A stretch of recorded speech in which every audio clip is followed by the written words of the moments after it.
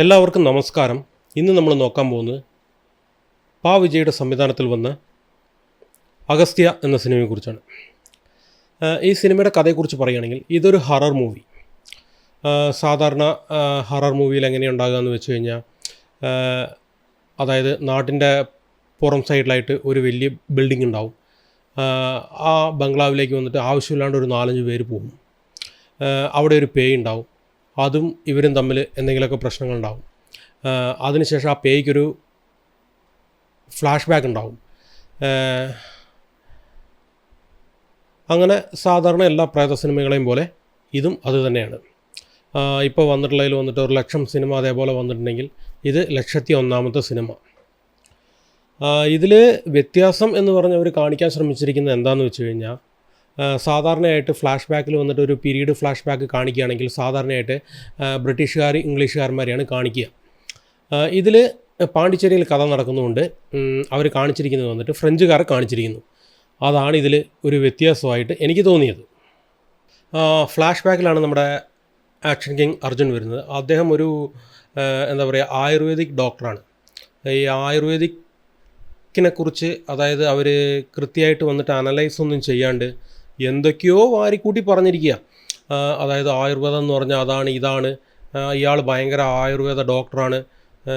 എന്താ പറയുക, നമ്മുടെ ഈ പബ്ലിക് ടോയ്ലറ്റുകളിലൊക്കെ ഇങ്ങനെ ഓരോ ബിറ്റ് നോട്ടീസ് ഒട്ടിച്ച് വെച്ചിട്ടുണ്ടാവില്ല, ഇതിന് ആയുർവേദം വരുന്നുണ്ട്, അതിന് ആയുർവേദം വരുന്നുണ്ട്, അങ്ങനത്തെ പോലെ. അതായത് ഒരു വേരെടുത്തിട്ട് കാണിക്കുക, ഇത് ആനേനെ ഓടിക്കും, ഇതിങ്ങനെ ആനയുടെ മുമ്പിൽ കാണിച്ചാൽ മതി, ആനേനെ ഓടിക്കും. പിന്നെ ബോൺ ക്യാൻസറിന് വന്നിട്ട് ആയുർവേദത്തിൽ മരുന്നുണ്ട് എന്നൊക്കെ പറഞ്ഞിട്ട് അതെന്നെ ഞാൻ പറഞ്ഞില്ല, ഈ പബ്ലിക് ടോയ്ലറ്റിൽ കാണുന്ന വിളംബരം പോലെ എന്തൊക്കെയോ പറഞ്ഞു കൂട്ടിയിട്ടുണ്ട്.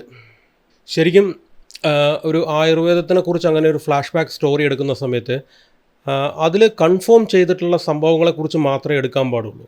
അല്ലാണ്ട് ചുമ്മാ എന്താ പറയുക, വാട്സപ്പ് ഫോർവേഡ് മെസ്സേജ് പോലെ അങ്ങനെ അടിച്ച് വിടുക. അതേപോലെ പടത്തിൽ കുറച്ച് സ്കാരി സീനോ അങ്ങനത്തെ ഒന്നും ഇല്ല, അവരെന്തൊക്കെയോ കാണിച്ചെടുത്ത് വെച്ചിരിക്കുന്നു.